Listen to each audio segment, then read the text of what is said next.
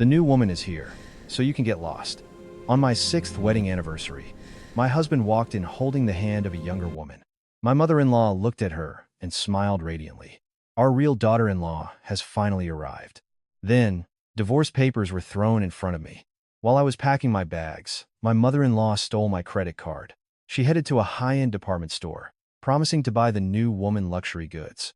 I immediately made a phone call. Hello, is this the police?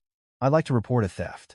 The moment the cashier pressed the button to complete the transaction, a red warning flashed on the terminal. Security guards approached the two women, clutching a designer handbag. What do you think happened to them?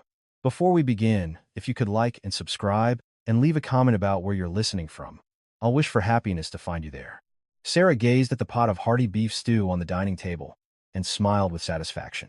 It was a stew made from a secret family recipe she had perfected over years.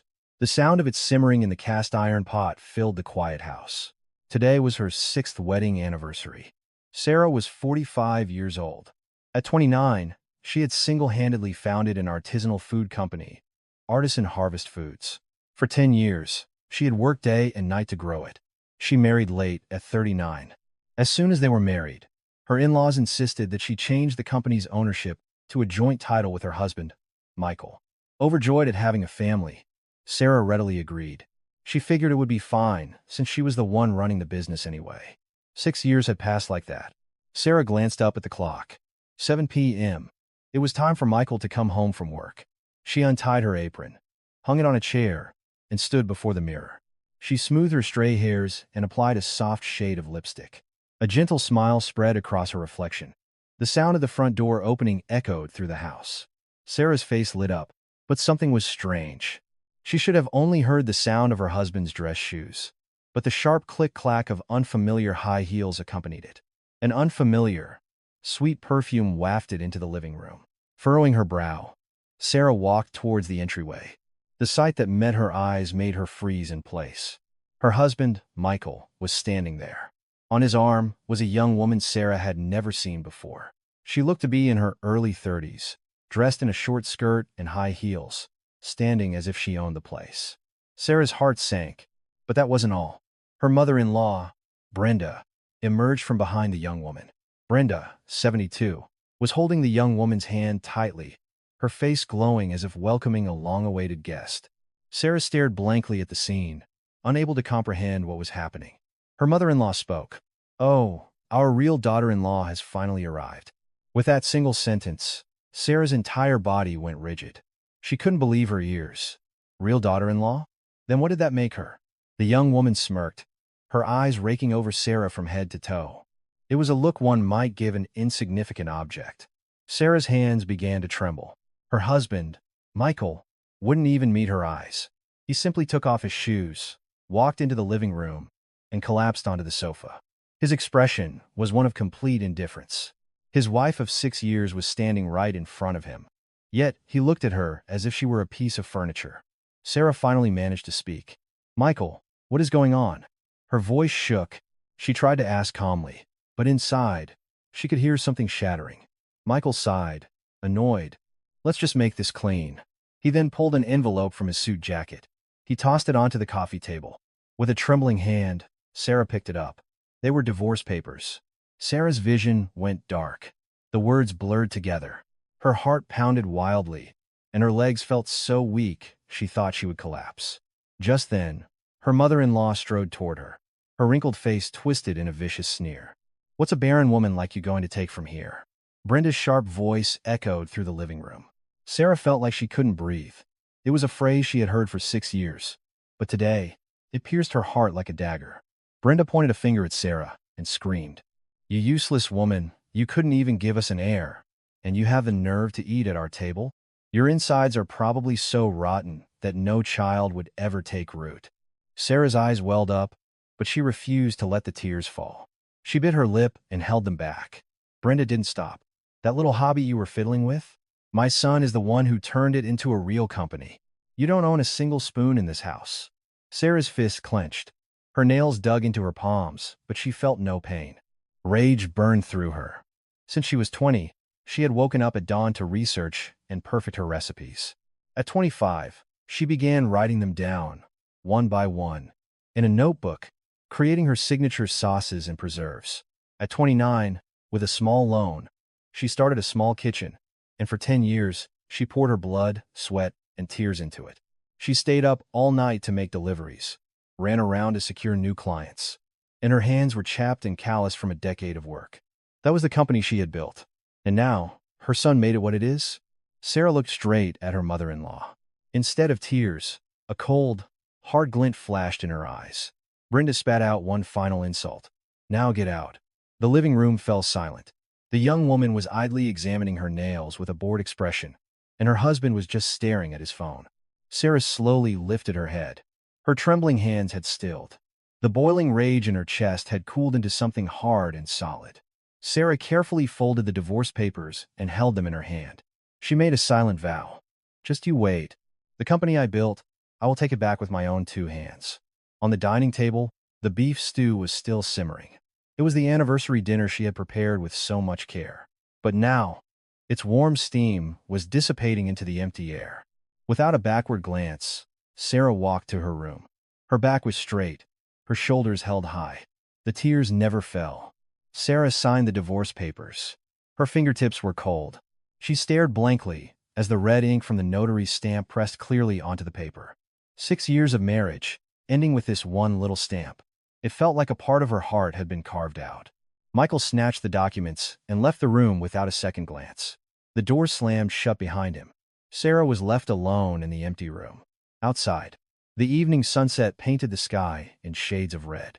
She sat there for a long time before slowly getting up. She opened the closet and pulled out a suitcase. It was time to pack. Sarah placed her clothes into the suitcase one by one. Her movements were slow, deliberate. She had lived in this house since she was 29. Even before her marriage, she had bought it because it was close to her company. After marrying, she had added her husband's name to the deed. Now, she was being kicked out of her own home. Suddenly, the door burst open. Her mother-in-law walked in. She glanced at Sarah and sneered. "What are you dawdling for? Pack up and get out." Sarah didn't answer. She pressed her lips together and continued packing. Brenda paced around the room, then walked over to Sarah's handbag on the vanity. Sarah was busy organizing the back of her closet and didn't see her. Brenda's eyes lit up. Her wrinkled hand quickly opened the handbag. She took out the wallet and rummaged through it. A gold credit card caught her eye. With practiced skill, Brenda slipped the card out and stuffed it into her own pocket. Then, as if nothing had happened, she left the room. Sarah turned around a moment too late.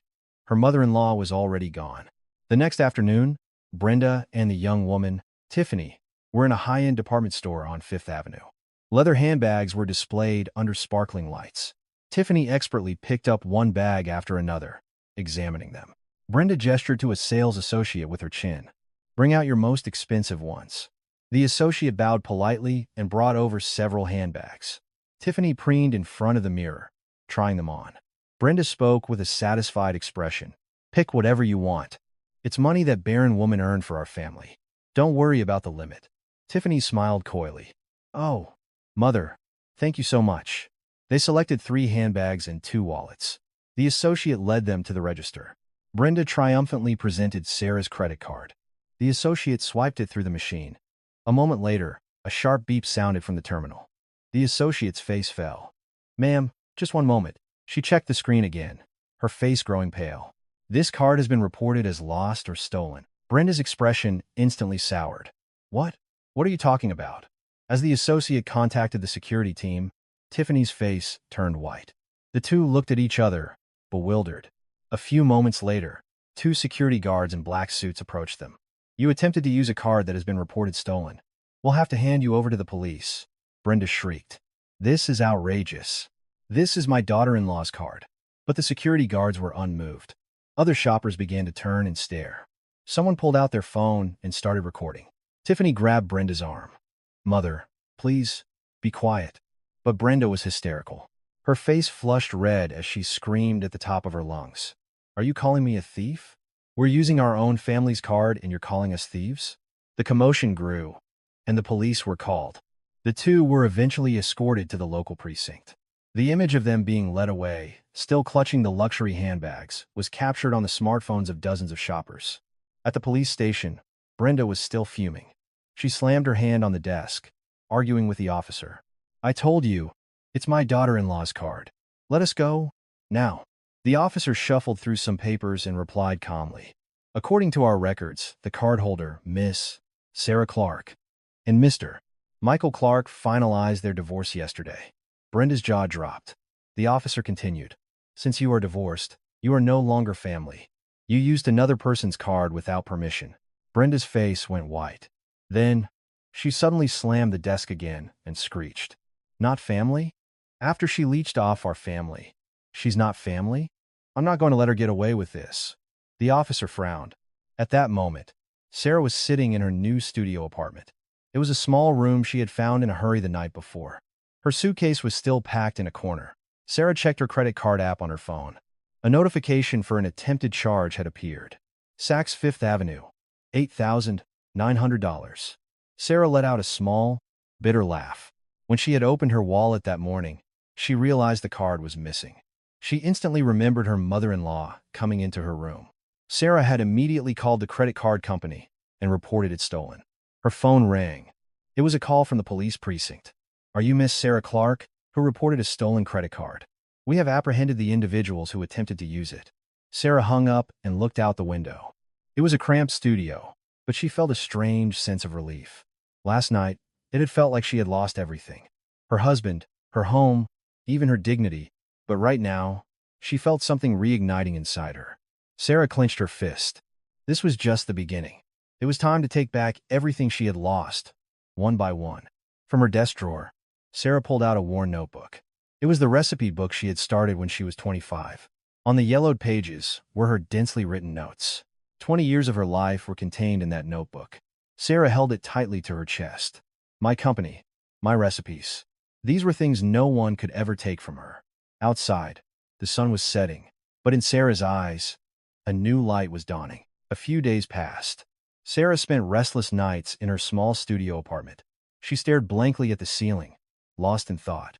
She wanted to get her company back, but she was overwhelmed, not knowing where to start. She knew she couldn't do it alone. She needed help. Suddenly, a name came to mind. David Park. He had been Artisan Harvest Foods CPA for 6 years. He was quiet but diligent. He had been with the company even before Sarah got married. Sarah picked up her phone and contacted David. The next afternoon, Sarah visited David's office.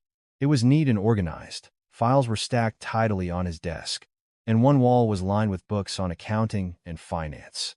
David stood up to greet her. At 47, he was dressed in a crisp shirt. Behind his glasses, she could see a look of concern. It's been a while.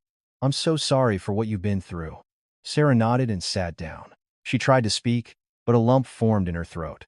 For days, she hadn't been able to confide in anyone.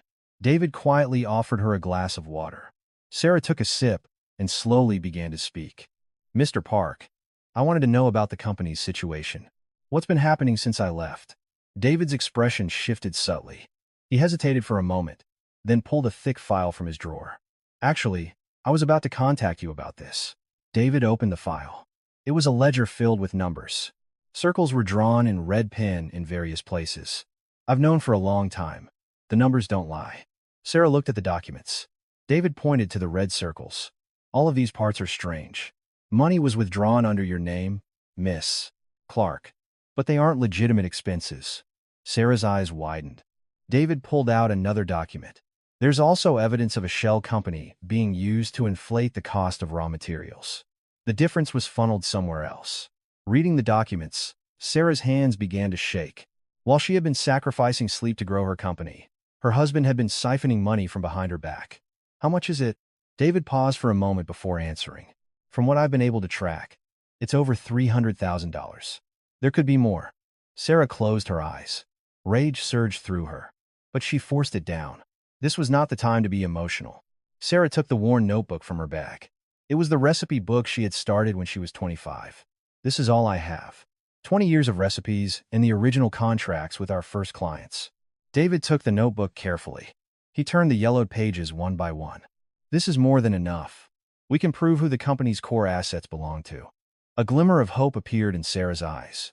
David organized the documents and said, "This will be a tough fight. It will take a long time. Are you still willing to do it?" Sarah didn't hesitate. Of course. I built that company. I'll see this through to the end. David nodded. A look of determination appeared in his eyes as well. I'll help you. Let's gather the evidence together. The two began to plan their next steps, outlining what data they needed and where they could find evidence. As the sun began to set, its light streamed through the window. David suddenly stood up and took something out of his bag. It was a square lunch container. Sarah looked at him with a puzzled expression. David placed the container in front of Sarah. I made this morning. You need to eat properly to have the strength to fight. Sarah stared blankly at the lunchbox. When she opened the lid, steam rose from the neatly packed rice and side dishes. A lump formed in her throat. In her 6 years of marriage, her husband had never said anything like that to her. He had never asked if she had eaten, or if she was having a hard time. Sarah had always been the one taking care of others, never the one being taken care of. And now, a man who was practically a stranger was worrying about her. Sarah's eyes grew red. She quickly bowed her head to hide her tears. David said quietly, "It's okay to cry. No one will see you here." With those words, the tears Sarah had been holding back finally broke free. They streamed silently down her cheeks. The sorrow she had suppressed for days came pouring out. David waited without a word, staying quietly by her side until she stopped crying. After a while, Sarah wiped her tears and said, "Thank you." "Really?" David replied calmly. "There's no need to thank me. This has been weighing on my conscience for a long time, too." Sarah took a spoonful of the food. The warm rice melted in her mouth. Strangely, she felt a surge of strength. Darkness was falling outside, but inside Sarah's heart, it felt as if a light had been switched on. She was not alone. She now had someone who would fight with her. Sarah put down her spoon and looked at David. "Mr. Park, we are going to win this." David nodded. "Of course, we are. I'll be with you until the end." Their eyes met. They nodded to each other without a word. The battle had just begun. A week passed. Sarah and David met every day to organize the data. David's office had become a makeshift war room. A company organization chart and a diagram of the money flow were taped to the wall, and his desk was piled high with documents. That evening, they were working late again. David, looking at his computer screen, said, "I did some research on that woman." Sarah looked up. "Tiffany?" David nodded and printed out a stack of papers. He handed them to Sarah. "Tiffany Miller, 34, holds a CPA license." Sarah took the documents. Tiffany's photo was on the first page. It was the same face she had seen at the department store. A smug smile printed on the paper. David gestured for her to turn the page. As Sarah did, her eyes widened. "What is this?" On the screen was a copy of a court ruling. "Fraud. 1 year and 6 months in prison. 2019. David explained. "She has 2 prior convictions for marriage fraud. She targets wealthy men, fakes a pregnancy, and then sues for damages." Sarah read the document again, disbelievingly. Every word seemed to jump off the page. David pulled out another file. The first victim was a businessman. Tiffany convinced him she was pregnant, and they got married. But it was later revealed to be a fake pregnancy. She extorted $50,000 from him in a settlement. Sarah's lips tightened. The second was a doctor. She used the same method. She lied about having a miscarriage and collected another settlement. David turned his computer screen towards Sarah. "And look at this." On the screen was an internet forum page. The name of the forum was Victims of Tiffany Miller. Sarah gasped. "There's a whole victims group?" David nodded. "It has 23 members. All of them were scammed by her. There are male victims and their families." Sarah scrolled through the page, reading the posts. The stories of the victims were lined up one after another. The more she read, the more her face hardened. "She wiped out my life savings. My family was torn apart. I'm still paying off the debt." Sarah couldn't take her eyes off the screen. The pain of Tiffany's victims was palpable in every word. David said quietly, "She's a professional. Once she picks a target, she does thorough research and makes her approach. She's a perfect actress." Sarah sighed. "So, my husband fell for a woman like that." After she said it, she let out a bitter laugh. The phrase "my husband" felt strange. He was her ex-husband now. David looked at Sarah. "Michael is being completely played. What Tiffany is after is the company." Sarah nodded. The whole picture was starting to make sense. Tiffany hadn't been targeting Michael from the beginning. She had been targeting Artisan Harvest Foods. She had recognized the company's value and approached Michael, planning to seduce a foolish man to get her hands on the company. A strange mix of emotions washed over Sarah. It was a blend of anger and contempt, but strangely, there was also a hint of pity. Pity for Michael. To think that the man she had lived with for 6 years was being manipulated by a con artist like that. Of course, that didn't mean she had any intention of forgiving him. Sarah muttered. This is unbelievable. Truly. David nodded. There's more. Sarah looked up. David lowered his voice. There's been some movement on your mother-in-law's side. It seems Tiffany is manipulating her. Sarah's eyes narrowed. What kind of movement? David shuffled through his papers. We have information that your mother-in-law has been requesting copies of her property deed. She's also been in contact with a real estate agent. Sarah's mind raced. Was her mother-in-law trying to sell the house or use it as collateral? Either way, Tiffany was clearly pulling the strings. Sarah let out a bitter smile. So Tiffany is after my mother-in-law's assets, too. David nodded. Most likely, the pattern is the same. She uses the man to get to the family's assets. Sarah looked out the window. Stars dotted the night sky. It was a strange feeling. The mother-in-law who had tormented her so much was about to be scammed herself. Of course, Sarah had no obligation to help her, but a corner of her heart felt a pang of bitterness. Sarah shook her head. This was not the time for such thoughts. For now, let's focus on our case. David nodded in agreement. The two went back to their work. The hours passed, and it was nearly midnight. Sarah's eyelids grew heavy. She hadn't slept properly in days. Her head drooped lower and lower until she finally fell asleep, her head resting on the desk. David looked up. Seeing Sarah asleep, he quietly stood up. He took a blanket that was draped over the sofa and gently covered her shoulders with it. Sarah stirred in her sleep, but didn't wake up. David watched her for a moment. Even in sleep, her face was etched with exhaustion. Dark circles were pronounced under her eyes. David whispered, "Don't push yourself so hard." He then returned to his seat and quietly began to organize the documents. Some time later, Sarah opened her eyes. She felt the blanket on her shoulders. She looked up and saw David organizing papers at his desk. Sarah fiddled with the blanket and asked, "Did you put this on me?" David turned his head. "Yes. I didn't want you to catch a cold." A warmth spread through Sarah's chest. It was a small gesture, but it was a warmth she hadn't felt in a long time. Sarah smiled and said, "Mr. Park, we're not strangers anymore. Calling me Miss Clark feels too formal. Please, just call me Sarah." David looked slightly flustered. His ears turned a little red. "All right, Sarah." Sarah chuckled. "You too. You can call me David." David smiled awkwardly. "Okay." A comfortable silence settled between them. David looked at the clock. "It's 2 a.m. Let's call it a night." Sarah nodded. "I think we should." As Sarah stood up, she looked out the window. The moon was bright in the dark sky. This was the day she had learned Tiffany's true identity. They had found their enemy's weakness. Sarah lightly clenched her fist. The tide of the battle was slowly turning. They now had one more weapon in their arsenal. Sarah turned to David and said, "Thank you, David." David replied calmly, "Drive safe. See you tomorrow." Sarah nodded and left the office. The night air was cold, but her heart felt warm. The knowledge that she was not alone. She had never realized how much strength that could give her. As she walked, Sarah thought to herself, whatever Tiffany tried to do, she was no longer afraid. Because the truth will always come to light. A few days later, Sarah's phone rang. It was an unfamiliar number. After a moment of hesitation, she answered. "Hello?" A trembling voice came from the other end. "This is Jessica Chin from accounting at Artisan Harvest Foods. Miss Clark. Former Miss Clark. There's something I need to tell you." Sarah's eyes widened. Jessica was an employee who had been with the company since its early days. After Sarah got married, she had started working under Michael. "Jessica? What is it?" Jessica's voice dropped to a whisper. "Since you left, the company has been a mess. And there's something you need to know. I'd like to tell you in person." Sarah felt her heart begin to race. "Okay. Where should we meet?" The next evening, Sarah and David met Jessica at a quiet cafe on the outskirts of the city. Jessica was a 32-year-old woman, usually bright and cheerful. Today, her face was pale. Dark circles were prominent under her eyes. Jessica glanced around nervously before sitting down. She was clutching a manila envelope. Sarah asked quietly, "What's wrong? You don't look well." Jessica lowered her head.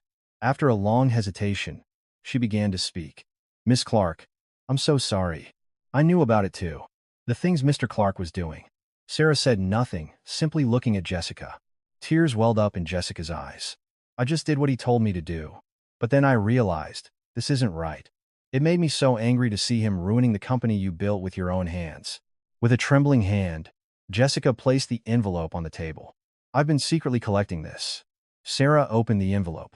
Inside was a USB flash drive and a stack of papers. David examined the papers. His eyes widened. This is a slush fund ledger. Jessica nodded. Yes. It's a separate ledger Mr. Clark was managing. All the money that doesn't show up on the official company books is recorded there. Sarah flipped through the pages. They were filled with numbers. She saw amounts that matched the ones David had circled in red pen. David held up the flash drive. And what's this? Jessica answered. It's an audio recording. I secretly recorded Mr. Clark giving me instructions. Sarah's eyes lit up. David took out his laptop and plugged in the USB. He clicked on a file, and Michael's voice filled the air. Move this money to my personal account. On the books, record it as a purchase of raw materials. Jessica's voice could be heard in response. Sir, this is... Michael's voice became sharp. Just do as I say. It's none of your business. Sarah held her breath as she listened to the recording. Her hands trembled. While she had been sacrificing sleep to grow her company, this was what had been happening behind her back. There were several recordings. The more she listened, the more her expression hardened. David, looking at another document, said, There are also documents for the establishment of the shell company. This is proof that he inflated the cost of raw materials to embezzle the difference. Jessica nodded. Yes. The company is called Apex Trading. It's a paper company that does nothing, but he funneled the money through it. Sarah put down the documents and looked at Jessica. Jessica, why are you giving this to me? This could be dangerous for you. Tears streamed down Jessica's face. You were the one who hired me. I was a clueless recent grad, and you taught me everything, one by one. You even bought me dinner when I worked late. Seeing you get thrown out like that, it made me so angry. A warmth spread through Sarah's chest. Jessica wiped her tears with the back of her hand.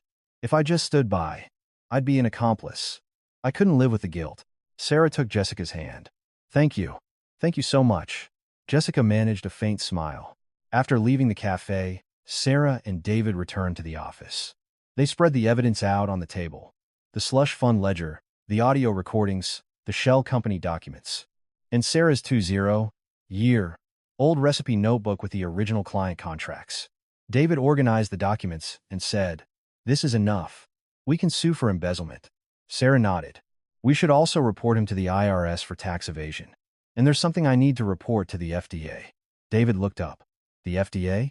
Sarah pulled a single sheet from the pile of documents. False advertising of origin. We advertised that our products were made with locally sourced organic beans, but he was mixing in imported ones. I never would have allowed that when I was there. David's expression hardened. He went that far? Sarah let out a bitter smile. It was a principle I upheld my entire life, and he just threw it away like that. The two worked late into the night, organizing the documents. The clock showed 11 p.m. David stood up. Aren't you hungry? We missed dinner. Only then did Sarah realize how hungry she was. David rummaged through a cabinet and pulled out 2 cups of instant ramen. He looked at her apologetically. This is all I have. Sarah smiled. It's fine. Right now, this is a feast. They poured hot water into the ramen cups and sat facing each other. A brief silence fell as they waited for the noodles to cook. David stirred his noodles with his chopsticks. Sarah, he said. Yes? David smiled slightly. When this fight is over, you have to cook a meal for me. I'm curious to know just how amazing your cooking is. Sarah paused for a moment. Then, a laugh escaped her. David, once you try my beef stew, you won't be able to eat anyone else's. David's eyes widened. Is it that good? Sarah nodded confidently. It's a recipe I've been perfecting for over 20 years. I'm sure of it. David smiled. I'll look forward to it. The sound of their laughter filled the dark office. Sarah couldn't remember the last time she had laughed like this. Had she ever laughed so freely during her marriage? After they finished their ramen, David said, Tomorrow, let's file the reports with the IRS and the FDA. Sarah nodded. Yes, it's time. Sarah looked out the window. The night sky was filled with stars. The evidence they had collected over a long time was finally about to see the light of day. There was fear, but something hot was boiling up inside her. Sarah looked at the recipe notebook on the table. It was the book she had started writing when she was 25. Her life was contained on those yellowed pages. This notebook was her weapon. It was something that was truly hers, something no one could ever take away. Sarah made a silent vow. I will get it all back. My company, the principles I upheld, everything under my name. David looked at Sarah and said, Sarah, we can win. The truth always wins. Sarah nodded. Yes, we will win. The night deepened, but the light in their eyes was brighter than ever. The prelude to the battle was about to begin. 15 days had passed since they filed the reports. Sarah waited anxiously. Every morning, the first thing she did was check her phone, hoping for some news. But there was nothing. David tried to reassure her. Investigations take time. Don't be impatient. Sarah nodded, but she couldn't shake the feeling of unease. She worried if the reports were being properly processed, or if they were being ignored. Then, one morning, a text message appeared on Sarah's phone. It was from a former colleague. Miss Clark, the IRS is here at the office. It's chaos. Sarah's heart pounded. It was finally happening. At that moment, the headquarters of Artisan Harvest Foods was in an uproar. 6 IRS agents in dark suits had shown up unannounced, carrying briefcases and laptops. Michael rushed out of his office, his face pale. What? What is this all about? One of the agents presented a document. This is a warrant for a tax audit. We will be investigating Artisan Harvest Foods for tax evasion. Michael's legs nearly gave out. The agents headed to the accounting department. They began seizing computers and packing documents into boxes. The employees watched in stunned silence. Michael ran after the agent. Wait a minute. There must be some misunderstanding. The agent replied coldly. The results of the investigation will determine whether it's a misunderstanding. Michael bit his lip, but said nothing. 2 hours later, another group of visitors arrived. This time, they were from the Food and Drug Administration. They went straight to the factory, inspecting the products stacked in the warehouse one by one. They checked the country of origin labels and took samples. The results came quickly. Violation for false labeling of origin. An order for a full recall of the affected products. Michael's face turned beet red. Sweat trickled down his forehead. That was a mistake. An employee made an error, but the inspectors ignored him. By then, reporters had gathered in front of the company. Camera flashes went off, and journalists thrust microphones in his face. Is it true that Artisan Harvest Foods is under investigation for tax evasion? A comment on the false labeling allegations. Please. Michael pushed past the reporters and fled into his office. He slammed the door and sank into his chair, his hands trembling. His phone buzzed. It was a text from the credit card company. Notice of suspension of corporate credit card. Another text followed. Notice of suspension of personal credit card. Michael threw his phone against the wall.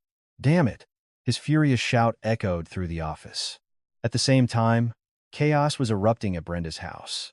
She was hosting a social gathering with about 10 neighborhood women in her living room. Laughter filled the room as they sat around a table laden with fruit and cake. Brenda was bragging triumphantly. My son just bought a new car. A foreign one. You know. The women oohed and awed. Just then, the doorbell rang. When Brenda opened it, strangers were standing there. 2 men in suits and a woman holding a document. Are you Brenda Clark? We're from the court. We're here to execute a seizure of property. Brenda's face froze. What? What? The officers entered the house. The women in the living room started whispering. An officer began to survey the room, tagging items. 165-inch television. A red sticker was slapped onto the TV. 1 imported leather sofa set. A sticker went on the sofa. 5 designer handbags. Brenda screamed. No! That's mine. She grabbed the officer's arm, but he was unmoved. If you resist, you will be charged with obstruction of justice. The women, horrified, began to gather their things and leave, whispering among themselves. My goodness, I can't believe this has happened to her. Serves her right, always showing off. Brenda collapsed to the floor, able to do nothing but watch as red stickers were placed on her belongings. Meanwhile, Tiffany was on the 2nd floor of Brenda's house. Hearing the commotion downstairs, her ears perked up. Something was clearly wrong. She tiptoed to the top of the stairs and peeked down. She saw the court officers slapping seizure tags on everything. Tiffany's eyes turned cold. She was quick to assess the situation. There was nothing more to gain from this house. Tiffany quickly returned to the room. She opened Brenda's closet and went for the safe she had found a few days ago. using the combination she had memorized. Inside were stacks of cash, gold rings, and necklaces. Tiffany didn't hesitate. She swept everything into her bag. She tried to slip out the back door, but as she opened it, she froze. Strangers were standing in front of her. 3 men and 2 women, all with grim expressions. One of the men spoke. "Tiffany Miller, right? We've been looking for you for a long time." Tiffany's face turned white. "Well, who are you?" One of the women stepped forward. "You don't remember me? You took $50,000 from me 3 years ago. Does that ring a bell?" Tiffany's eyes darted around. One of the men snatched her bag. "What's this? Stealing again?" Tiffany tried to get her bag back, but it was useless. They surrounded her. "We're calling the police. But before that, we have a few things to say." Tiffany realized she was trapped. There was nowhere to run. Her legs trembled uncontrollably. The victims turned her over to the police, with new fraud charges added to her record. That evening, Sarah was at David's office. The news she had heard throughout the day left her with mixed feelings. It was gratifying, yet also strangely empty. David opened the door and walked in. He was holding a small bouquet of flowers. It was a simple bouquet of colorful wildflowers. Sarah's eyes widened. "What's this?" David handed her the bouquet. "Congratulations on your first victory." Sarah took the flowers, stunned. A faint, sweet scent filled the air. "It's not over yet." David smiled. "Still, we should celebrate what we can. You worked so hard today." Sarah's heart fluttered. When was the last time she had received flowers? Not before her marriage, and certainly not during it. Her husband had never given her a single flower. Holding the bouquet to her chest, Sarah smiled faintly. "Thank you, David." David smiled gently. "You're the one who deserves the credit. I just helped from the side." Sarah looked out the window. The sun was setting, painting the office in a warm, red glow. So much had happened in one day. Michael's company was under investigation. Brenda's assets were seized, and Tiffany was caught by her victims.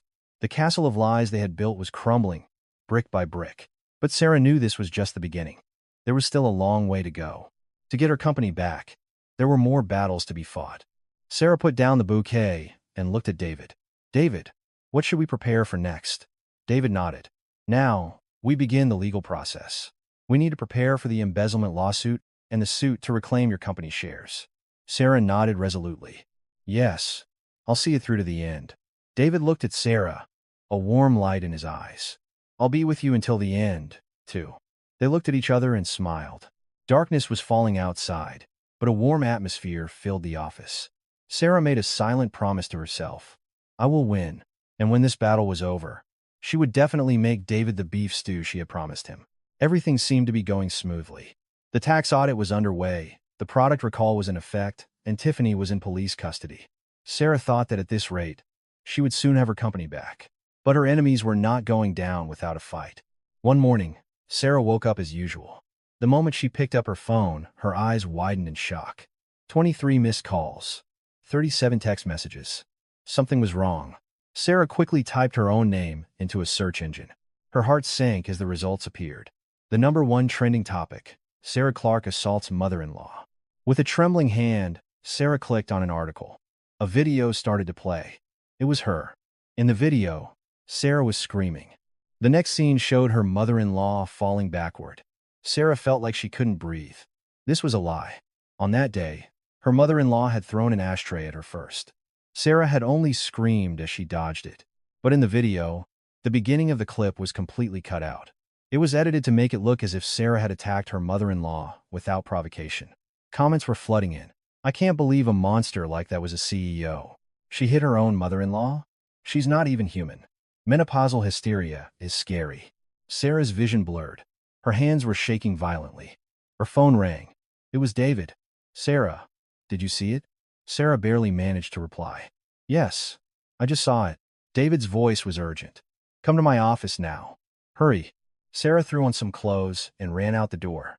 When she arrived at David's office, the news was on TV. A news anchor was speaking with a grave expression. A video of former Artisan Harvest Foods CEO Sarah Clark assaulting her mother-in-law has been released, causing a major controversy. Some are claiming that Miss Clark is suffering from menopausal depression and is trying to ruin her ex-husband's company out of spite. Sarah stood frozen in front of the TV. Her legs felt weak. menopausal depression, ruining the company out of spite. These were blatant lies. David grabbed her arm and guided her to a chair. Sarah, calm down. Sarah shook her head. How can I calm down? That video is completely fabricated. My mother-in-law threw an ashtray at me first. David nodded. I know that. But we need to respond to this calmly. Just then, David's phone rang. His expression hardened as he took the call. After he hung up, he said, "It seems a rival company, Gourmet Traditions, is behind the leak. We have information that Michael received funding from them." Sarah's eyes widened. A rival company? Why? David explained. If Artisan Harvest Foods goes under, they can take over the market share. Michael needs money, and Gourmet Traditions wants to eliminate a competitor. Their interests aligned. Sarah gritted her teeth. Rage boiled inside her. That afternoon, the situation worsened. Sarah started receiving calls from her business partners. "Miss Clark, I'm sorry, but we're going to have to cancel our supply contract." Sarah asked desperately. "Why? Is there a problem?" The representative from the other company replied in an apologetic tone. "It's a decision from upper management due to the company's image problem." "I'm sorry." The line went dead. Similar calls followed one after another. 5 of her clients had terminated their contracts. The relationships Sarah had built over 20 years were crumbling in a single day. David showed her posts from online communities. The internet was flooded with comments vilifying her. Who would eat food made by a woman who beats her mother-in-law? Let's boycott her products. It's disgusting how she's playing the victim. Sarah couldn't look at the screen. She felt tears welling up. The next day was even worse. Protesters gathered in front of the Artisan Harvest Foods headquarters. They held signs and chanted slogans. "Violent CEO, step down.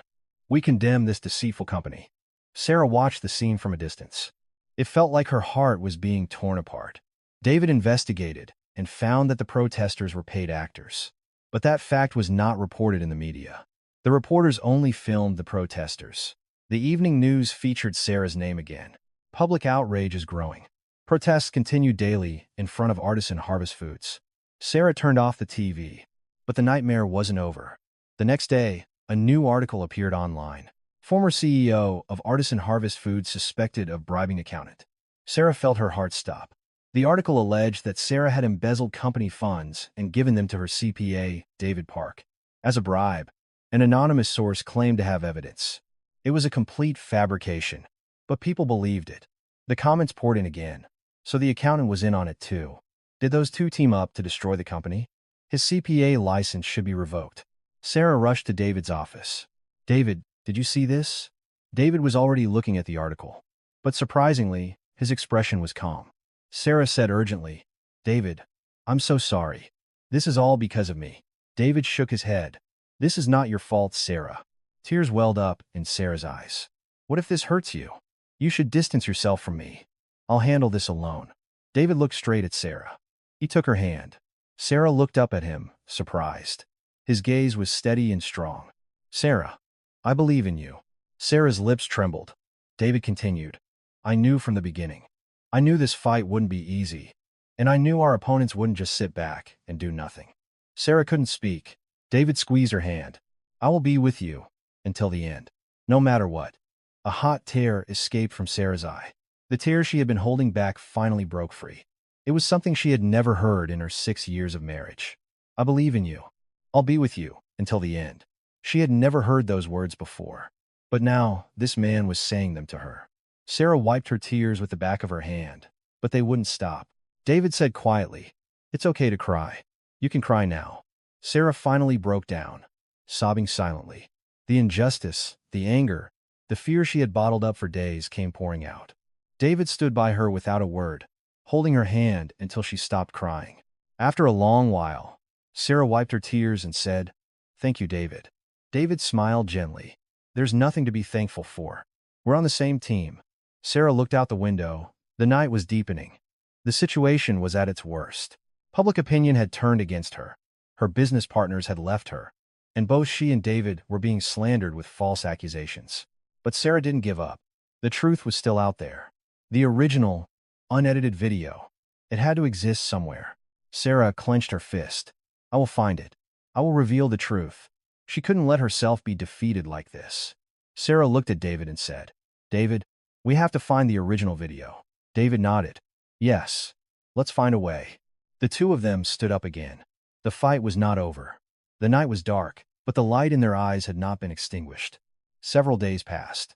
The situation did not improve. It worsened. Every day, new malicious posts appeared online. Articles digging into Sarah's past. Baseless rumors, even spiteful photoshopped images. It was endless. Sarah couldn't eat or sleep properly. She was plagued by nightmares. In her dreams, thousands of people pointed at her, screaming insults. She would wake up in a cold sweat in the dead of night. David looked at her with concern. Sarah, you look terrible. You need to rest. Sarah shook her head. There's no time to rest. We have to find the original video. Sarah searched through day and night. She contacted the company that installed the CCTV in her home, traced the path of the video's distribution, and desperately looked for any piece of evidence.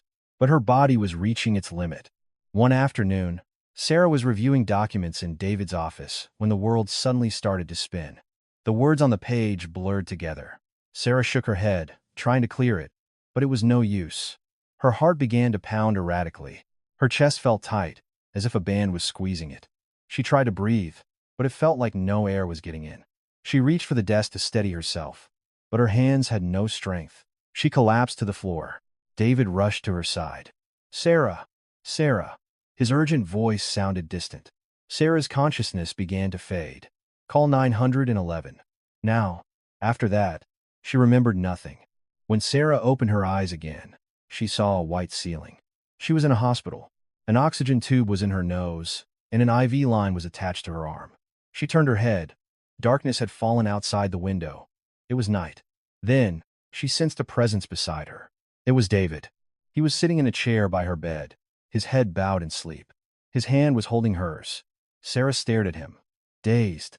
His face was etched with fatigue. He had dark circles under his eyes and a hint of stubble on his chin.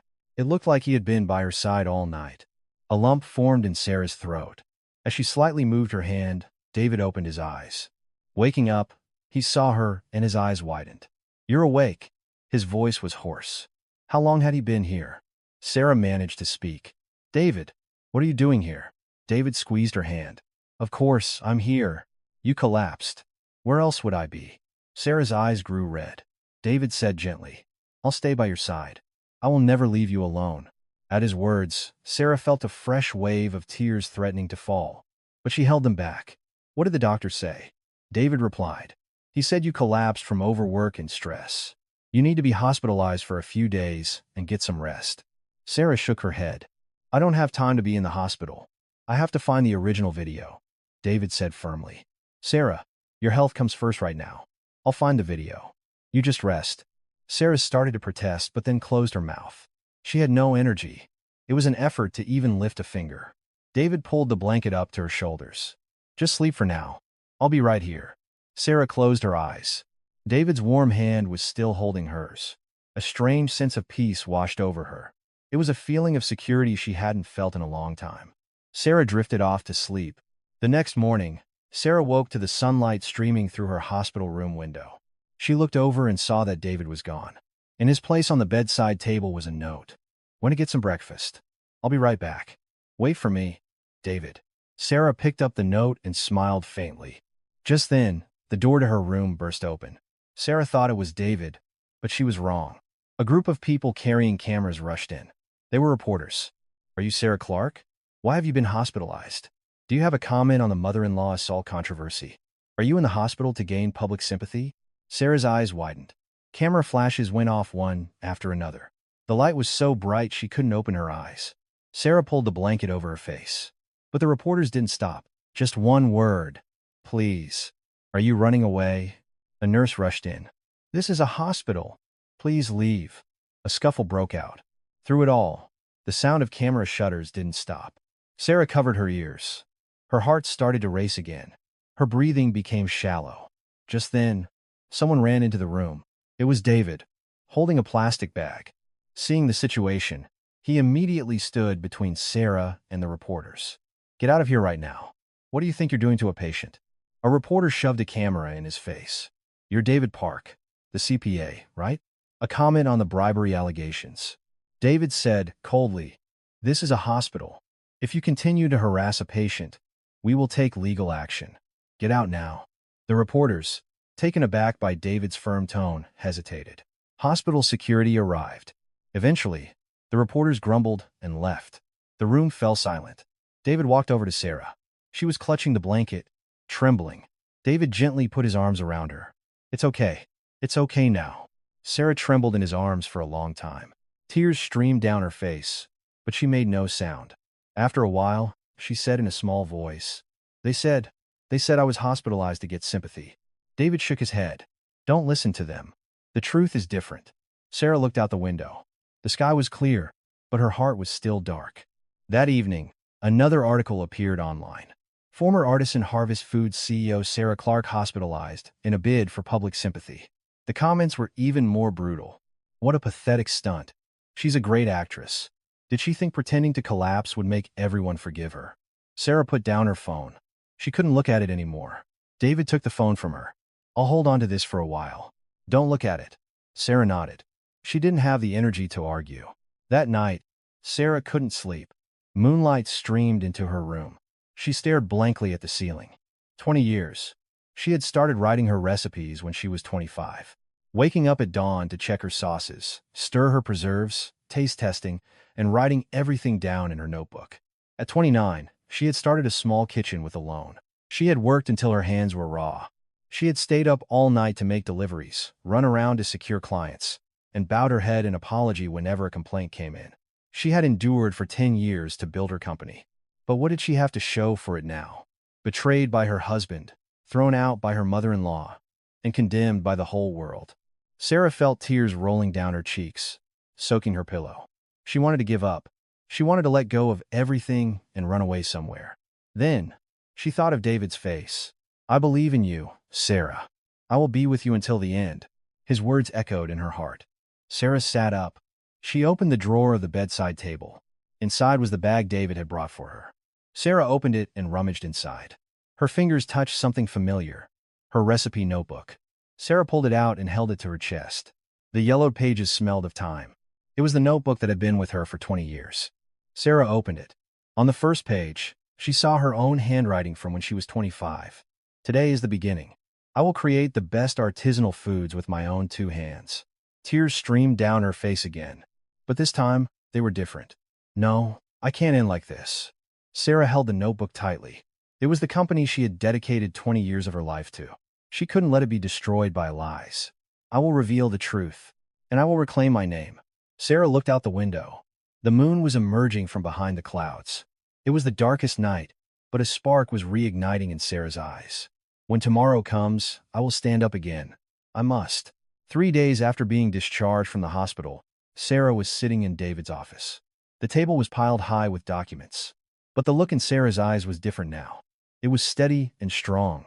David opened the door and walked in, holding a manila envelope. "Sarah, I found it." Sarah shot up from her seat. "The original video?" David nodded and handed her the envelope. "It's the original footage from the CCTV installed at your house. There was a backup on the security company's cloud server. Michael requested its deletion, but the company's policy is to retain data for 30 days. Sarah's hand trembled as she took the envelope and pulled out a USB drive. David turned on his laptop and plugged it in. A video appeared on the screen. Sarah held her breath and watched. In the video, her mother-in-law was screaming at her, an ashtray in her hand. Then, she threw it at Sarah. Sarah dodged it and screamed, "280," and her mother-in-law lost her balance and fell. The video that had spread online had completely cut out the part where her mother-in-law threw the ashtray, making it look as if Sarah had attacked her without provocation. But the original video contained the whole truth. Sarah closed her eyes. A hot surge of emotion rose in her chest. David pulled out another document. "Look at this, too. It's a record of a wire transfer from Gourmet Traditions to Michael's account. It's presumed to be payment for the smear campaign." Sarah looked at the document. The date and amount were clearly printed. The date of the wire transfer was the same as the date the manipulated video was released. David said, "The rival company provided the funds, and Michael manipulated and leaked the video.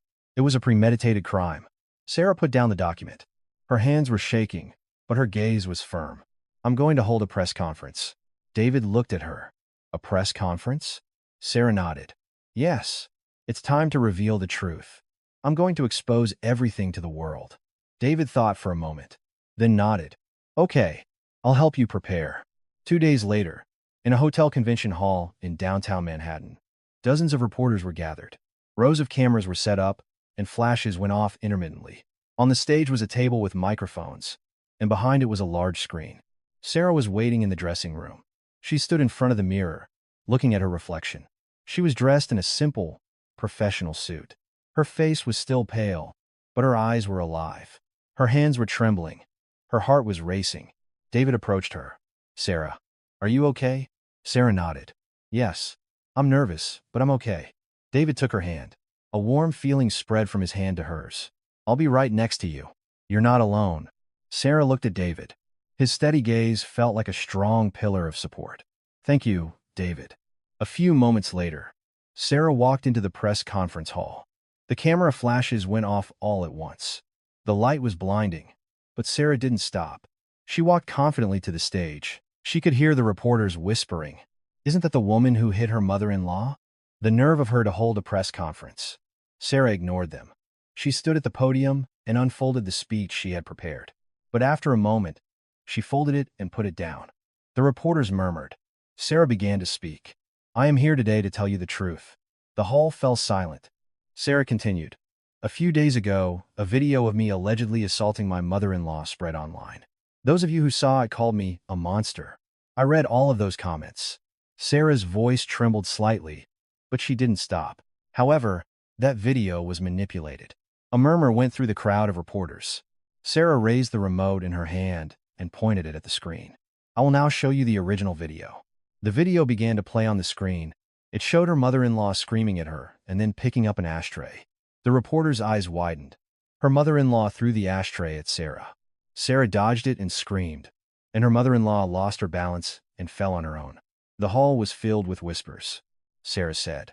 In the video that spread online, the scene where my mother-in-law throws the ashtray was deleted. It was edited to make it look as if I was the one who was violent. A reporter raised his hand. What is the source of that original video? Sarah answered. It is the original footage from the CCTV installed in my home. We obtained it from a backup on the security company's server. The reporters began to write furiously. Sarah pressed the remote again. A new image appeared on the screen. Next, here is the proof of who was behind this manipulated video. A bank statement appeared on the screen.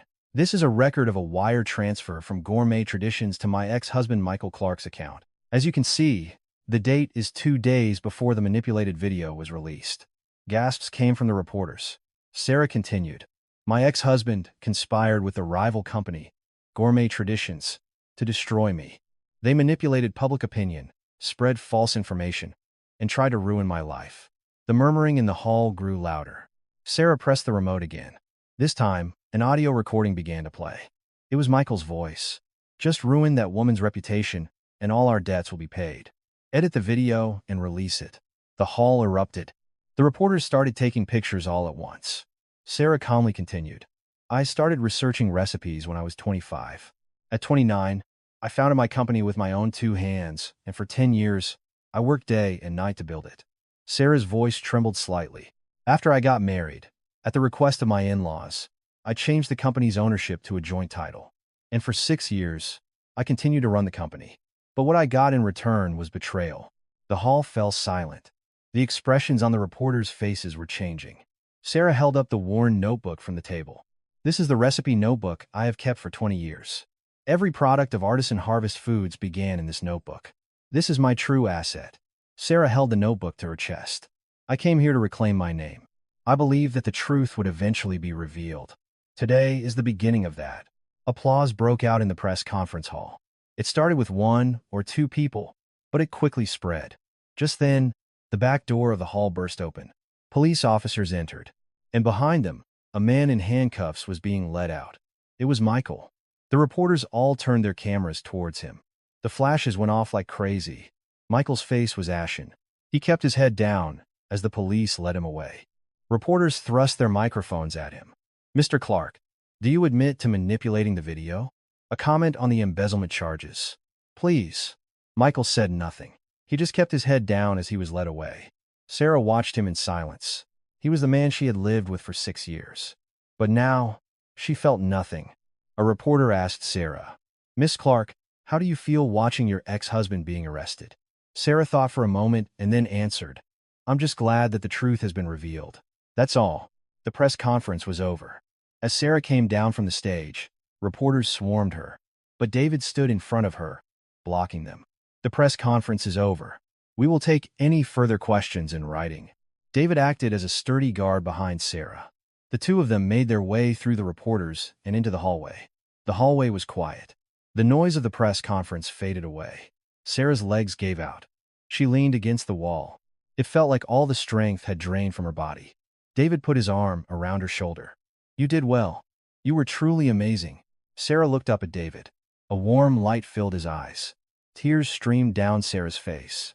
Everything she had been holding back finally came out. David held her in his arms. "It's okay to cry. It's all over now." Sarah cried silently in his arms. The unjust days, the fearful nights, the times she had endured alone, all came pouring out with her tears. David said nothing, just holding her, staying by her side until she stopped crying.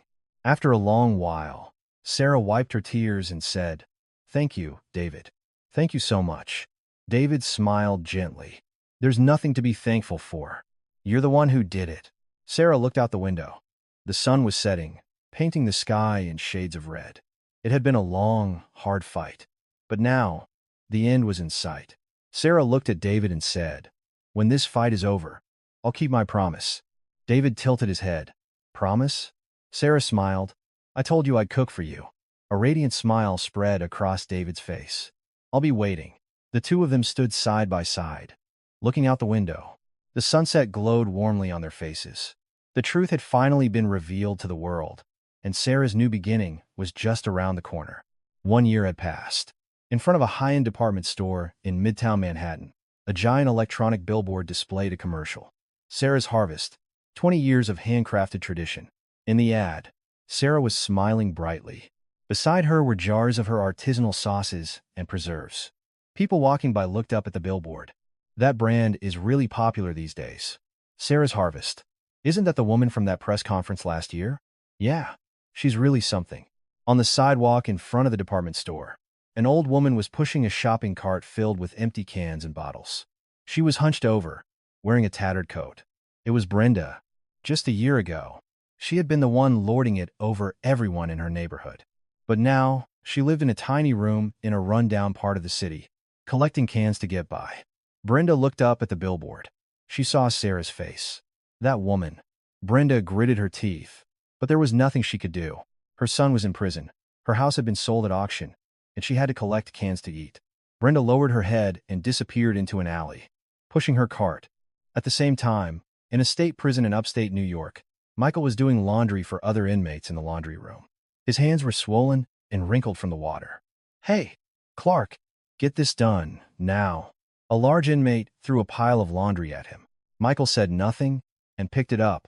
He used to be called boss. He used to drive a foreign car, wear expensive suits, and give orders to his employees. But now, he was washing other inmates' laundry just to get a cup of instant noodles. Michael gritted his teeth as he scrubbed the clothes. But he had no one to blame but himself. He was reaping what he had sown. Meanwhile, at a police precinct in Queens, Tiffany was being led away in handcuffs. It had only been 3 months since she was released from prison, and she had been caught running another scam. This time, her victims had shared information beforehand.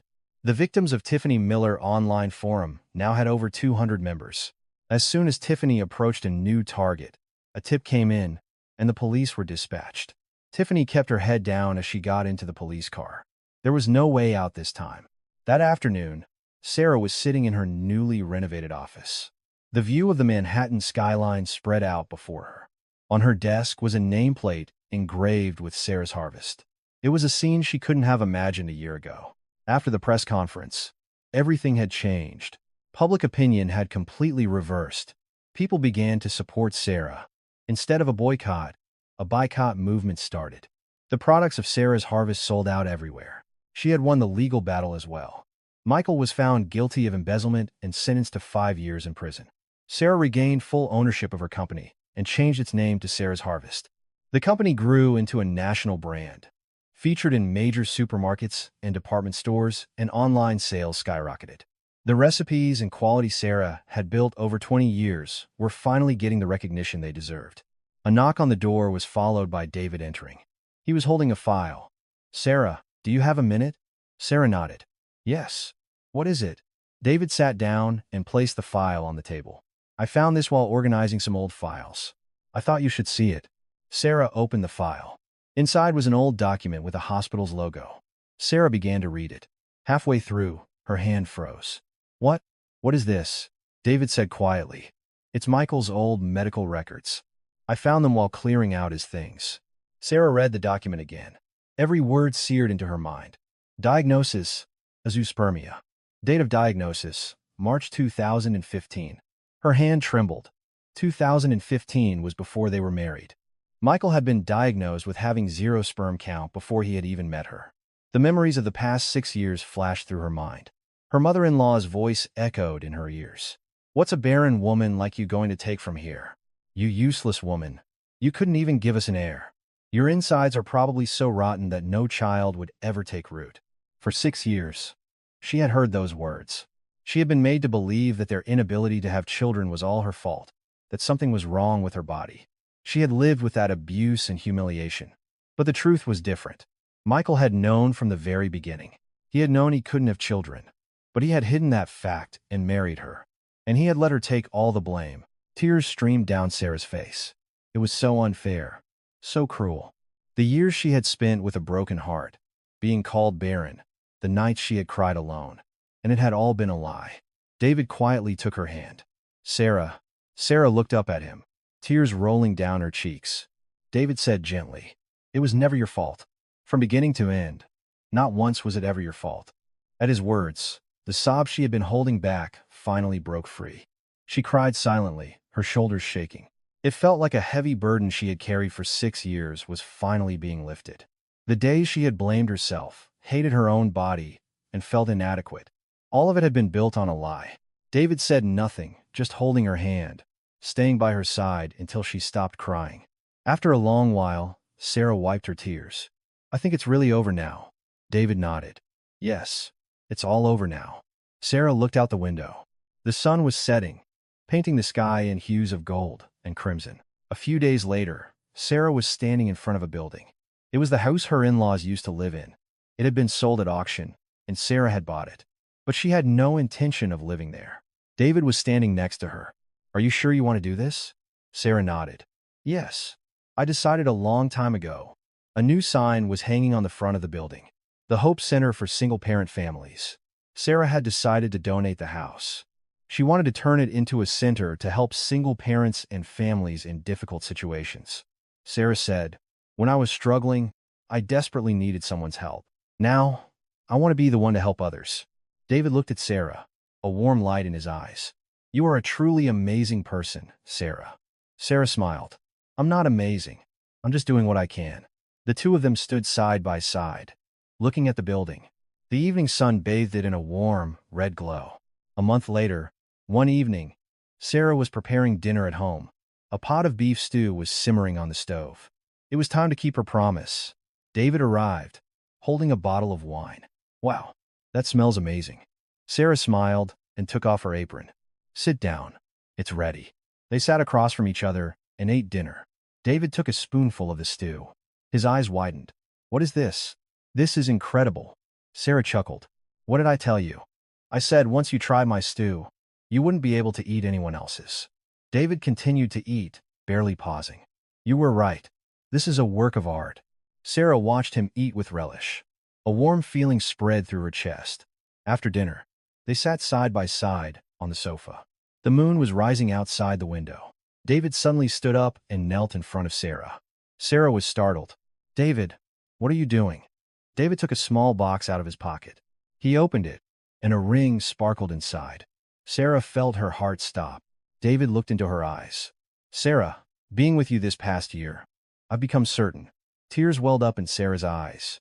David continued, "You are the strongest, warmest, and most beautiful person I have ever met. Being with you makes me want to be a better man." Sarah's lips trembled. David held up the ring. "Sarah, all the love you missed out on. I want to give it to you. For the rest of my life. Will you be with me? Tears streamed down Sarah's face. But this time, they were not tears of sorrow. Sarah nodded. Yes, I will. A radiant smile spread across David's face. He slipped the ring onto her finger. They held each other in a tight embrace. Moonlight streamed in through the window. 3 months later, Sarah and David got married. It was a small ceremony at a charming venue, with only their closest friends and family. But it was the warmest and happiest day. Amidst the applause of their guests, the two shared a kiss. After the wedding, Sarah and David left for their honeymoon. Through the airplane window, the blue sky stretched out before them. Sunlight poured over the clouds. Sarah gazed out the window. David was sitting next to her. He took her hand. What are you thinking about? Sarah smiled. A year ago, I never could have imagined that I could be this happy. David squeezed her hand. You're going to be even happier. I promise. Sarah looked at David. His eyes were full of love. She realized that she was no longer someone's daughter-in-law. She was no longer an abused wife. She was no longer a woman being pointed at and called barren. She was Sarah Clark, standing tall in her own name. And this time, she was beside the person she had chosen. Sarah rested her head on David's shoulder. Outside the window, the endless sky stretched on. A new life was beginning. If today's story resonated with you, even in a small way, please feel free to visit again. If you can, please leave a warm message for the protagonist of our story. Your kindness might be the reason someone can get through their tomorrow. I sincerely wish you the best, today and always. Thank you for listening.